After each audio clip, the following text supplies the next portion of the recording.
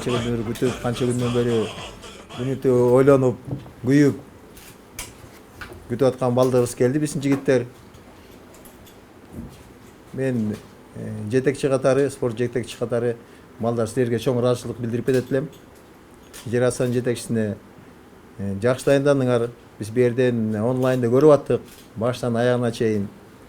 Ошол жака барып, биринчи дүйнөлүк биринчиликке катышып, жаңы эреже менен кыргыздардын аброюн, туусун бийик көтөрүп, татынакай чоң жетишкендикке жетип келген үчүн чоң ыраазычылык билдирет элем. Биздин спортчулардын атынан, жаштардын атынан. Кубок алып келдиңер. Экинчи орун деле оңой эмес. Биз толук кандуу ушул жерде турган жаштар, спортчулар, спорт тармагында иштегендер, жалпы эле Кыргызстандын жарандары баарыбыз эле силер менен тилектешпиз. Бизде эч кандай туура эмес ой болгон жок. Баардыгын көрүп турдук. Анын баардыгы спорт деп коет. Дүйнөдө мындан да чоң оюндар болгон, мындан да залкар командалар болгон. Биринчи чемпионатка барып экинчи орун алыш эле оңой эмес. Ошондуктан силерге да бир рет ыраазычылык билдирип кетет элем. Жалпы мамлекеттин саясатын өзүңүздөр билесиздер.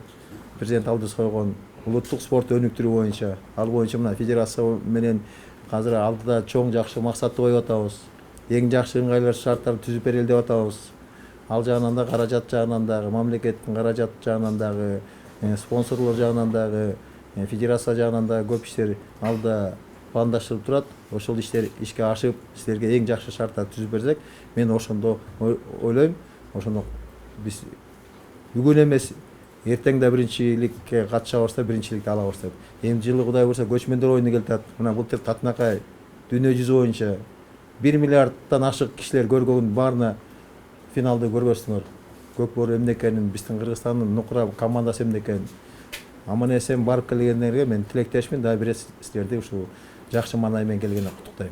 Сиздерге ушул жерден бул Көкбөрүдөгү 2 күндөн берки кызуу талкуу Кыргызстандагы ар бир адамдын оюна ой кошуп атат. Ошон үчүн урматтуу туугандар, мен сиздерге бул жерден айтып кетейин.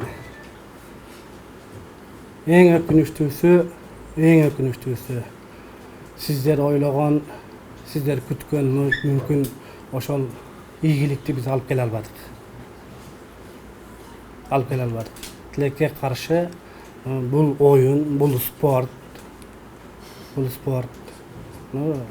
Айтып кетет элем, балдар колунан келген аракетин жасашты, команда колунан келген аракетин жасашты, федерацияда колунан келгенин жасады. Тилекке каршы өкүнгөн жерибиз, сиздер күткөн ийгиликти биз алып келе албайбыз. Бир гана өкүнүчтүү жерибиз. Эми урматтуу туугандар, бүгүнкү күндө ушундай чоң составдагы команда коңшулаш Казак Республикасына барып, ушундай чоң турнирди өткөрүп, эсен аман бардыгы толук бойдон экинчи орунду ыйгарып келип атат. Мен ойлоп турам, ушу биринчи орундан кийинки орун, бул экинчи орун, бул деле орун депчи. Анан эми сиздерге рахмат, колдоп, тосуп алып, кубаттап атканыңарга. Биз ойлоп турабыз, федерация, Көкбөрү, курама команда, мына команданын командирлери менен бирlikte биз ушул оюндан кетирген кемчиликтин баарын эске алып, Кудай буюрса, кийинкисинде ошол жеңишти кайра ыйгарганга толук күчүбүздү жумшайбыз деп. Туурабы, урматтуулар? Эми бул жерден айтып кетет элем, урматтуу туугандар. Ушу балдар ат жанында ойногон Кыргыздын баатырлары, булар үчүн ар бири өзү намыстуу. Бирок Кыргыздын намысын коргойлу деп гана ушул жолдо жүрөт да. Анан кээ бир сөздөр чыгып атат, эми тилекке каршы мындай калп сөздөр. Мына ошол жердеги 15 күндөн бери жашап келген команда балдар ушулар нукура ошол жерде оюндун деңгээлин башкасын барып көрдү. Мында биз менен чыккан соперник деле мындай оңой команда болгон жок. Бир чоң мамлекеттин курама күчтүү командасы болду. Чынын айтыш керек, балдар, туурабы? Алар менен да колдон келген таймаштык. Кээ бир жерде эми бул спортто бир күн уу келет экен, бир күн уу келбейт экен. Мына биздин кээ бир балдар ошол күнү чынын айтканда жанагындай өзүнүн чеберчилигин көрсөтө албай калды. тилекке каршы ошол күнү ошондой удача келген жок буларга. Арабызда кээ бир балдар мына биз капитан команда Талас менен сүйлөштүк, мына Бегали, мына тренер менен сүйлөштүк. Ошол жерде бизде чынын айтканда колдон келген аракетин жасаштык. Урматтуу туугандар, бул деле ийгилик, бул деле жетишкендик. Бул жерде биз команданын, балдардын ошол күнгө көңүлүн, ошол күнгө булардын маанайын көргөнүңөрдө анда башкача да. Биз ошолордун маанайын көтөрүп ушуларды ушул деңгээлде биз деле ушул жакка келгенде ойлондук. Чынын айтканда, ушулар күткөн, элибиз күткөн жеңишти алып барганда биз башкача келмекпиз депчи. Эми биз ойлоп турабыз, аракет кылып, кемчиликтин баарын жоюп, кийинкисинде ушундай ийгиликтерди, ушундай чемпиондук наамдарды кайра ыйгарабыз деген үмүтүбүз, тилегибиз бар. Так рахмат. Мына самыйга барып келдик, катышып келдик. Эми калганына Кудай буйрса эл өзү чечет, эл баалайт. Так мен рахмат дейм командага. Улуттук оюн дегенде эле ар бир кыргыздын жүрөгүндө ички дүйнөсү ойноп турат да. Анан ушул азыр биздин агенттик президентибизден баштап улуттук оюндарды алдыга жылдырып, анын аброюн көтөрүп, ар бир кыргыз жигит кыздарынын баары тең ушу улуттук оюндарды билип, ойноп, аны даңазалап дүйнөгө жүрүшү керек деген уран бар да бизде. Анан эми эң негизгиси, аман эсен барып келдиңер, ар бир оюнуңарды көрдүк. Элде ар кандай сөздөр жүрө берет. Биз спортсменбиз, бир жеңилебиз, бир жеңебиз. Ызанын дагы, кордуктун дагы баардыгына чейин чыдап, көтөрүп, ошону жеңиш керек биринчи. Андан кийин барып, анан жакшылап даярданыш керек. Мына абдан туура айтылып атат. Бул кетилген катачылыкты ошону бара карап, салмактап, эмнеден кетти, кандай кылдык, тигини муну ошону аябай жакшылап талдап туруп, анан кийин алдыга жылышыбыз керек. Негизи силер көрсөтө алдыңар. Бул улак тартыш нукра кыргыздын оюну экенин. Эми айтып атпаймынбы, тиги көчмөндөр оюнунда силерчилеп эле барып, аттын үстүндө барып туруп, кулак менен кошо тетиги казанактын үстүнө секирип, жанын аябай ойной турган ким бар экен деп. Анан ошон үчүн мен аябай ыраазымын. Илгери Казакстанга, тиги Алматыга аттанып жөнөп атканда мен жумушу жок жүрдүм эле, ошо үйдөн келип барып, Каныбек байке сиз бата берсеңиз жакшы болот эле дегенден барып жолдон бата бергем.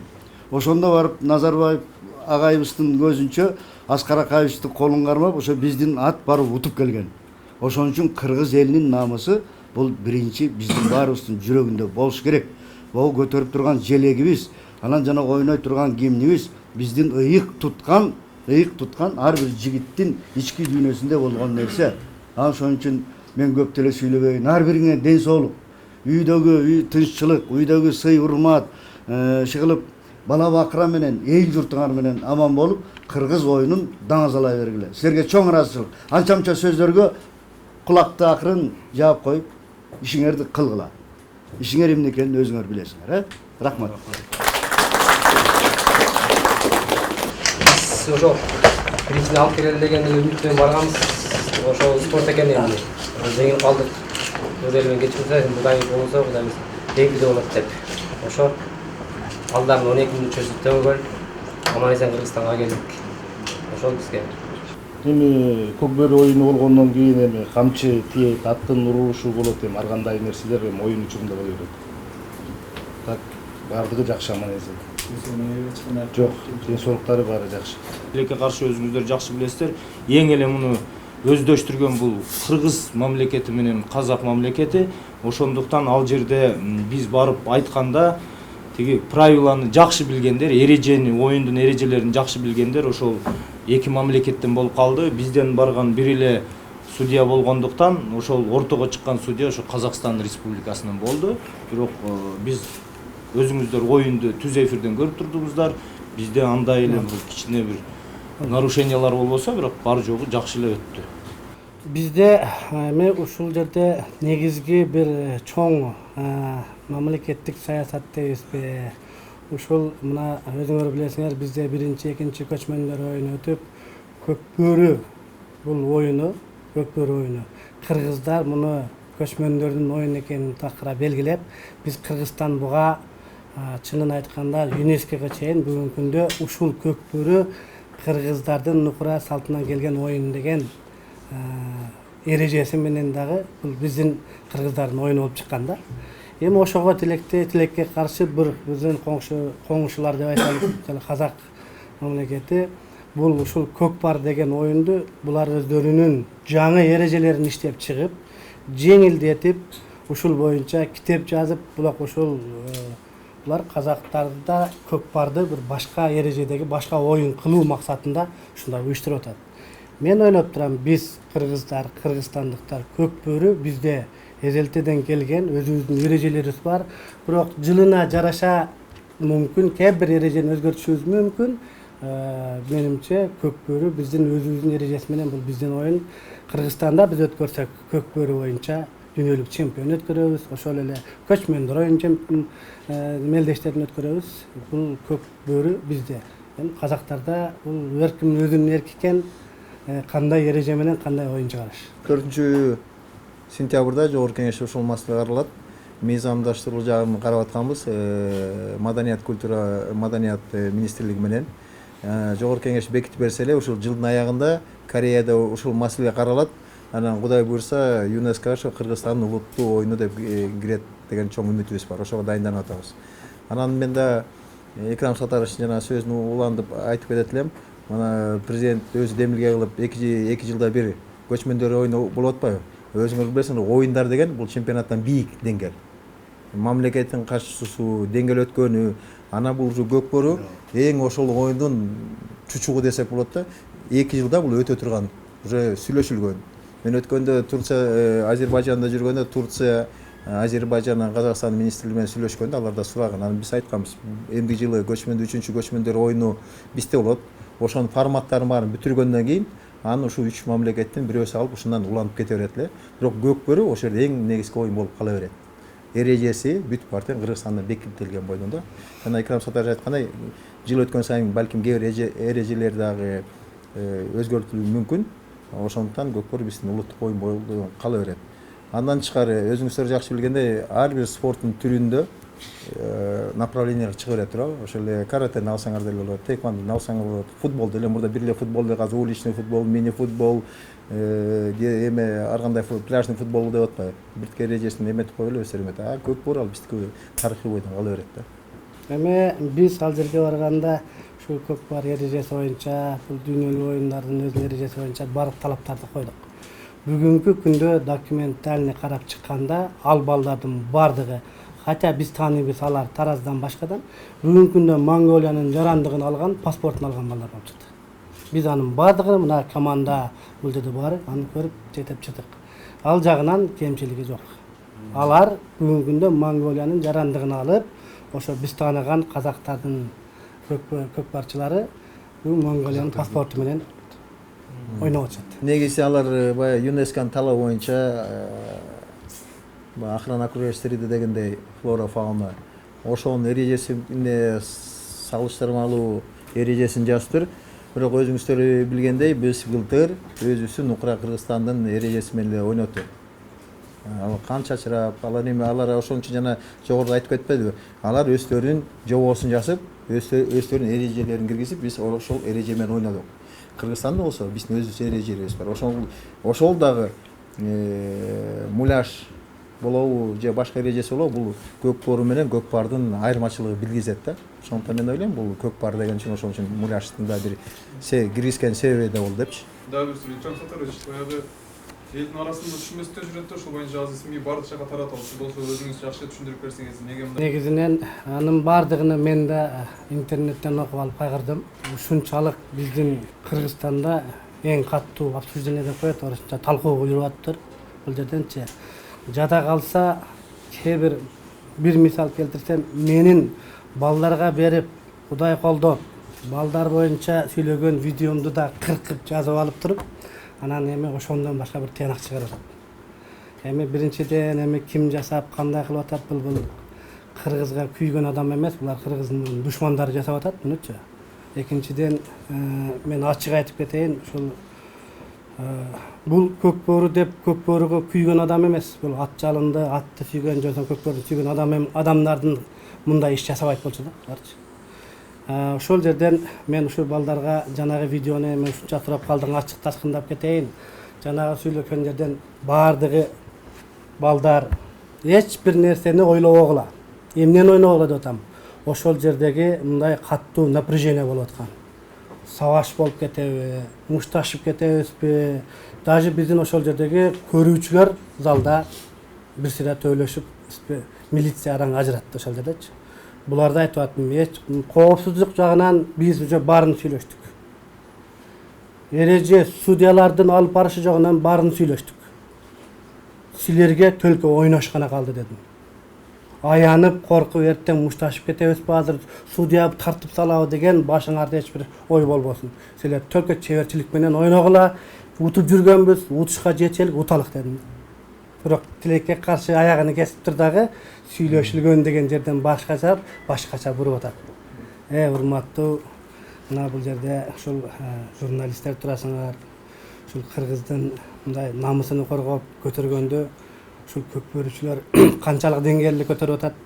Ушул балдар акыркы 1,5 айдан бери үй бүлөсүн көрбөй сбордо жүрдү, Казакстанда 15 күн жүрдү. Булар эмне деп жүрөт? 5 тиын таалык деп жүргөн жок бул балдар. Жада калса мен айтып кетейин, ушул балдар эртеңки күнү ушуну көтөрүп кетишибиз керек деген үмүт менен барганда барбыз. Өкүнүчтүүсү мен дагы айтып кетем, эмнеге басым каратам? Мен ушул балдардын ошол жердеги маанайын көрүп, жарымы ыйлап, жарымы кайгырып атканын көрүп өкүнбөгүлө балдар.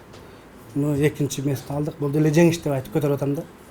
Бирок ошол жерден өкүнбөйбүз деген сөздү да бургулап, бул как будто мындай депчи.